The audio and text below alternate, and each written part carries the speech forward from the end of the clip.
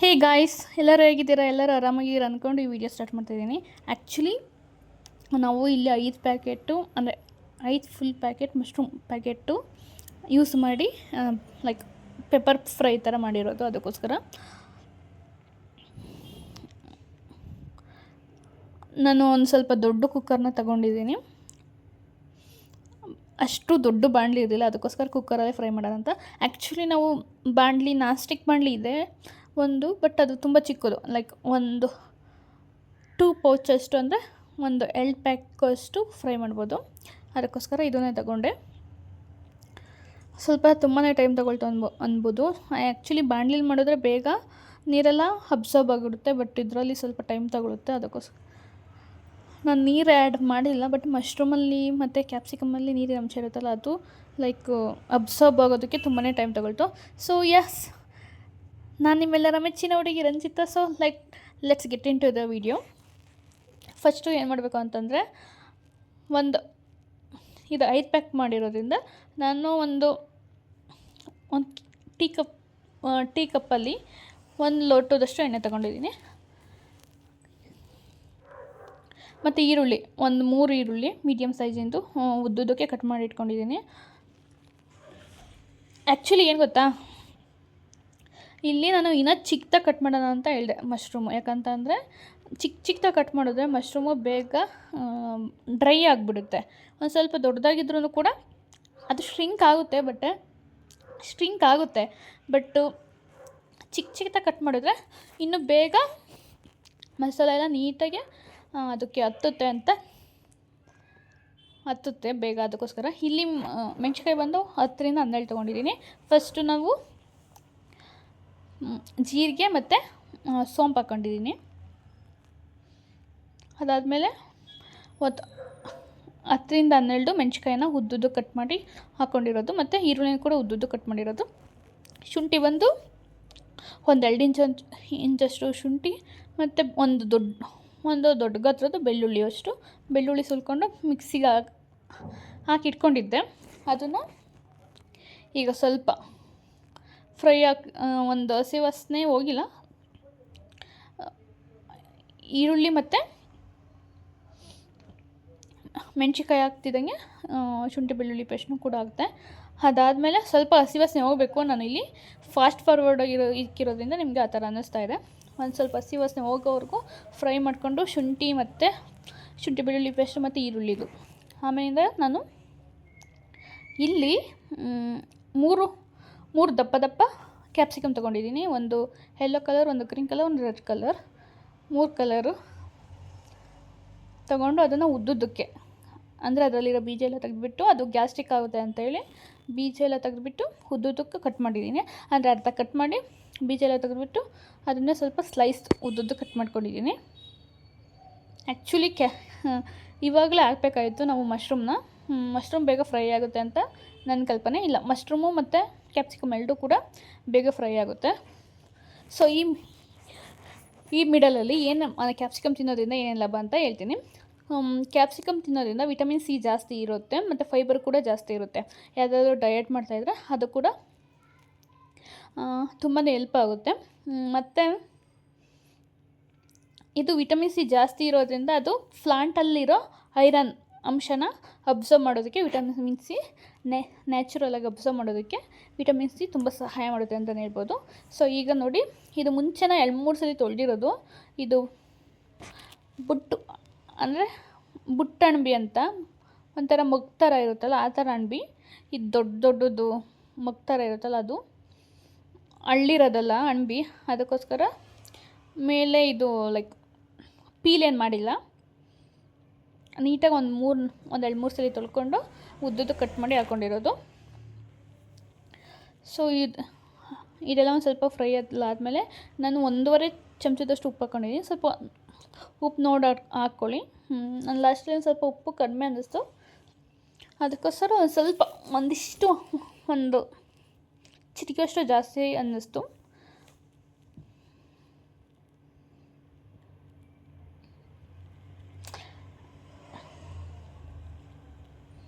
ಅದು ನೀಟಾಗಿ ಫ್ರೈ ಆಗಬೇಕು. ಎಷ್ಟು ಟೈಮ್ ತೊಗೊಳ್ತಾ ಗೊತ್ತಾ, ಅದು ಈಗ ಎಲ್ಲ ಮುಂಚೆ ಆಗಿದ್ದರೆ ಹಳ್ಳೀಲಾಗಿದ್ದರೆ ಒಲೆ ಥರ ಕೂತ್ಕೊಂಡು ಅಡುಗೆ ಮಾಡೋರು. ಬಟ್ ಈಗ ಎಲ್ಲ ನಿಂತ್ಕೊಂಡು ಅಡುಗೆ ಮಾಡಬೇಕಲ್ಲ, ಲೈಕ್ ಅದು ಫ್ರೈ ಆಗೋವರೆಗೂ ಅದನ್ನು ಮಿಕ್ಸ್ ಮಾಡ್ತಾನೆ ಇರಬೇಕು. ಎಷ್ಟು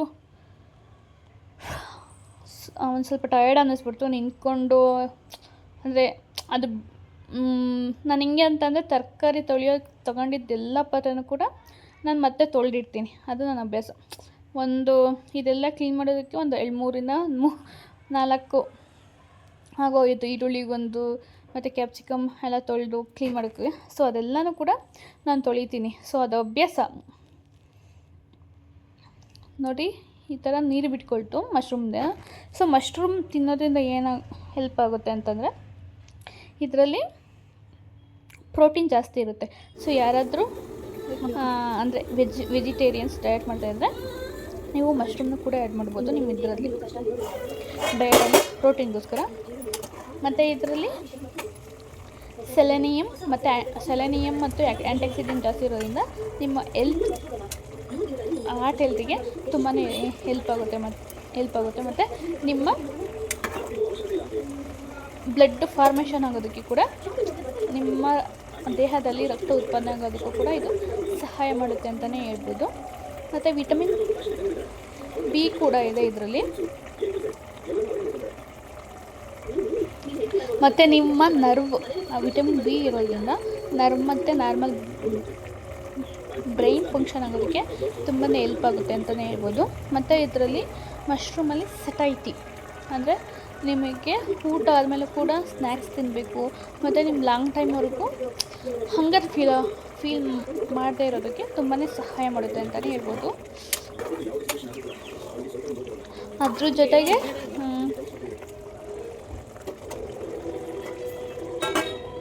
ಅದ್ರ ಜೊತೆಗೆ ನಿಮ್ಮ ಡಯೆಟ್ಟಲ್ಲಿ ತುಂಬ ಲೋ ಕ್ಯಾಲರೀಸ್ನೂ ಕೂಡ ಮಶ್ರೂಮಲ್ಲಿ ಇದೆ ಅಂತಲೇ ಹೇಳ್ಬೋದು. ಮತ್ತು ನಾನ್ ವೆಜ್ ಯಾರು ತಿನ್ನಲ್ವೋ ಅವರಿಗೆ ಲೈಕ್ ಈ ಶ್ರಾವಣದಲ್ಲೆಲ್ಲ ಲೈಕ್ ನಾನ್ ವೆಜ್ ಫೀಲ್ ಕೊಡೋದಕ್ಕೂ ಕೂಡ ತುಂಬಾ ಹೆಲ್ಪ್ ಆಗುತ್ತೆ ಅಂತಲೇ ಹೇಳ್ಬೋದು.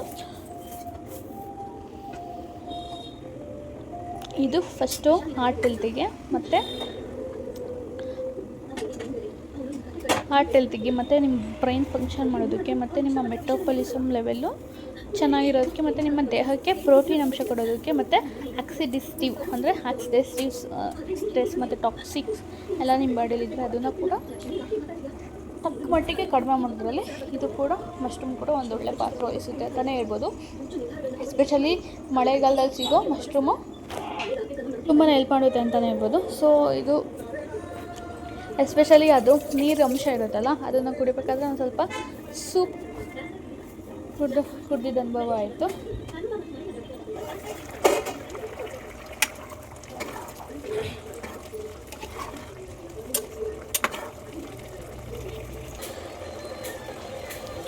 ಇದಕ್ಕೆ ನಾವು ಯಾವುದೇ ಥರ ನೀರು ಆ್ಯಡ್ ಮಾಡೋ ಅವಶ್ಯಕತೆನೇ ಇಲ್ಲ. ಆಟೋಮೆಟಿಕ್ಕಾಗಿ ಮಶ್ರೂಮಲ್ಲಿ ನೀರಿನ ಅಂಶ ಇರೋದು ಅದು ಲೈಕ್ ತುಂಬ ಡ್ರೈ ಆಗೋವರೆಗೂ ವೆಯ್ಟ್ ಮಾಡೋದು ಇದೆಯಲ್ಲ, ಇಟ್ಸ್ ಟೆಸ್ಟ್ ಯುವರ್ ಪೇಷನ್ಸ್ ಅಂತಲೇ ಹೇಳ್ಬೋದು.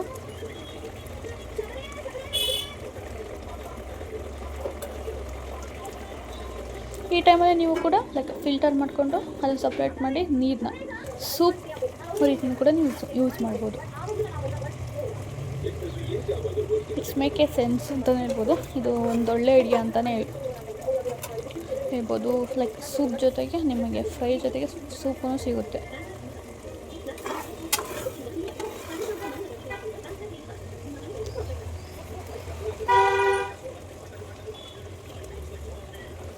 ಪದೇ ಚೆಕ್ ಮಾಡ್ತಿದ್ದೆ ಏನಾದರೂ ಟೇಸ್ಟ್ ಚೇಂಜ್ ಆಗಿದೆ ಅಂತ. ಬಟ್ ಟೇಸ್ಟ್ ಚೆನ್ನಾಗಿತ್ತು. ಇನ್ನು ಅದಾದಮೇಲೆ ಲಾಸ್ಟಲ್ಲಿ ಸ್ವಲ್ಪ ನಾನು ಕಡ್ಡಿನ ತೊಗೊಂಡಿದ್ದರಿಂದ ಕೊತ್ತಂಬರಿ ಸೊಪ್ಪು ಹಾಕ್ಕೊಬಿಟ್ಟೆ. ಇಷ್ಟು ನೀರಿನ ಅಂಶ ಇರಬೇಕಾದ್ರೆ ನೀವು ಲಾಸ್ಟಲ್ಲಿ ತುಂಬ ಚಿಕ್ಕದಾಗಿ ಕಟ್ ಮಾಡಾಕೊಂಡು ಅದು ಕೂಡ ತುಂಬ ಚೆನ್ನಾಗಿರುತ್ತೆ. ನಾನು ಈಗಲೇ ನೀವು ಮಸಾಲೆ ಆ್ಯಡ್ ಮಾಡಿಬಿಡಿ, ತೋರಿಸ್ತೀನಿ ಏನು ಮಸಾಲೆ ಹಾಕಿದ್ದೀನಿ ಅಂತ.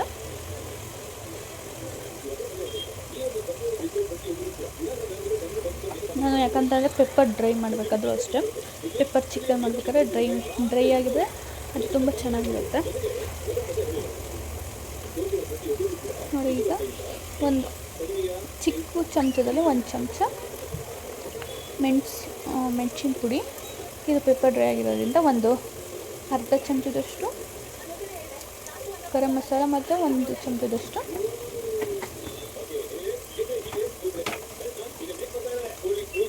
ಜೀರಿಗೆ ಪುಡಿ, ಕುಕಿಂಗ್ ಪೌಡರ್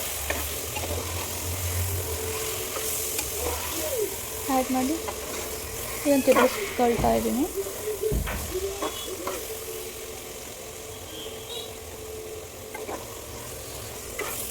ನಾನೇನು ಮಾಡಿದೆ ಅಂತ ಸ್ವಲ್ಪ ಉಪ್ಪು ಇದಕ್ಕೆ ಲೈಕ್ ಗೋಡಂಬಿ ಹಾಕೋದು ಕೂಡ ಮಧ್ಯ ಸಿಗ್ತಾಯಿದ್ರೆ ಒಗ್ಗರಣೆಯಲ್ಲಿ ತುಂಬ ಸಖತ್ತಾಗಿರುತ್ತೆ. ನಾನು ಗೋಡಂಬಿನೂ ಕೂಡ ಆ್ಯಡ್ ಮಾಡಿದೆ. ಗೋಡಂಬಿ ಬೇಗ ಅಬ್ಸರ್ಬ್ ಆಗುತ್ತೆ, ಅಂದರೆ ಬೇಯುತ್ತೆ. ಒಂದು 2 ಚಮಚದಷ್ಟು ಧನಿಯಾ ಪುಡಿ,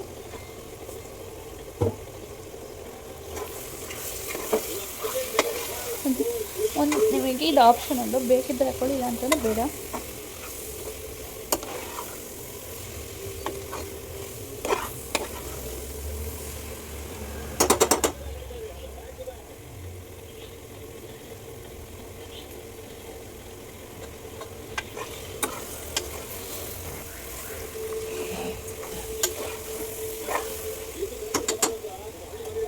ಇದು ನಾರ್ಮಲ್ ಗ್ರೇವಿ ಥರನೇ ಮಾಡ್ಬೋದು. ಲೈಕ್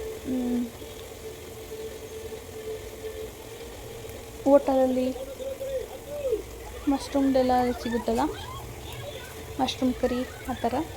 ಇದು ಹೆಸರು ನೆನಪಾಗ್ತಿಲ್ಲ, ಬಟ್ ತಿಂದಿದ್ದೀನಿ. ಈಗ ಸ್ವಲ್ಪ ಉಪ್ಪು ಸ್ವಲ್ಪ ಜಾಸ್ತಿ ಹಾಕೊಂಡೆ, ಅರ್ಧ ಚಮಚ ಎಲ್ಲ ಒಂದಿಷ್ಟು ರುಚಿಗೆ ತಕ್ಕಷ್ಟು ಹಾಕೋಬೇಕು. ಅಂದರೆ ತುಂಬ ಜಾಸ್ತಿ ಆಗಿಲ್ಲ, ಒಂದು ಚಿಕ್ಕಷ್ಟು ಹಾಕೋಬೇಕು. ಲೈಕ್ ನೀವು ಏನೇ ಖಾರ ಆಗಲಿ ಉಪ್ಪಾಗಲಿ ಜಾಸ್ತಿ ಮಾಡ್ತಾಯಿದ್ದೀರ ಅಂತಂದರೆ ಖಾರ ಜಾಸ್ತಿ ಆಯಿತು ಅಂದರೆ ಹುಳಿ ಹಾಕ್ಕೊಳ್ಳಿ. ಉಪ್ಪು ಜಾಸ್ತಿ ಆಯಿತು ಅಂತಂದರೆ ಲೈಕ್ ಖಾರ ಜಾಸ್ತಿ ಆಯಿತು ಅಂತಂದರೆ ಸ್ವಲ್ಪ ಹುಳಿ ಸೇರಿಸ್ಕೊಂಡು ಅಡ್ಜಸ್ಟ್ ಮಾಡ್ಬೋದು. ಉಪ್ಪು ಜಾಸ್ತಿ ಅಂದರೆ ತುಂಬ ಜಾಸ್ತಿ ಆಯಿತು ಅಂದರೆ ಅದನ್ನ ಕಂಟ್ರೋಲ್ ಮಾಡೋದಕ್ಕಾಗೋದಿಲ್ಲ. ಒಂದು ಚಿಕ್ಕಷ್ಟು ಜಾಸ್ತಿ ಆಗಿದೆ ಅಂತಂದರೆ ಇದು ಒಂದು ಸ್ವಲ್ಪ ನಿಂಬೆ ಹುಳಿ ಅಥವಾ ಲೈಕ್ ಟೊಮೊಟೊನ ಅದನ್ನು ಸ್ಮ್ಯಾಶ್ ಮಾಡಿಕೊಂಡು ಪೌಡರ್ ಥರ ಮಾಡಿಕೊಂಡು ಸ್ಮೂತಿ ಥರ ಅದನ್ನು ಕೂಡ ಒಂದು ಸ್ವಲ್ಪ ಆ್ಯಡ್ ಮಾಡ್ಬೋದು. ಅದು ಕೂಡ ನಿಮ್ಗೆ ಒಂದು ಉಪ್ಪಿನ ಲೆವೆಲ್ಲ ತಗ್ಸೋದಕ್ಕೆ ತುಂಬ ಸಹಾಯ ಮಾಡುತ್ತೆ. ಮತ್ತು ನೆನೆಸಿರೋ ಗೋಡಂಬಿ ಇದ್ದರೆ ಅದನ್ನು ಕೂಡ ಹಾಕೋಬೋದು. ಮೊಸರು ಕೂಡ ಸೇರ್ಬೋದು, ಬಟ್ ಮೊಸರು ಲೈಕ್ ಗ್ರೇವಿ ಥರ ಇದ್ದರೆ ಓಕೆ, ಬಟ್ ಡ್ರೈ ಥರ ಇದ್ದರೆ ಮೊಸರು ಇಟ್ಸ್ ನಾಟ್ ಸೂಟಬಲ್. ಉಪ್ಪು ಕಡಿಮೆ ಮಾಡಿದ್ರೆ.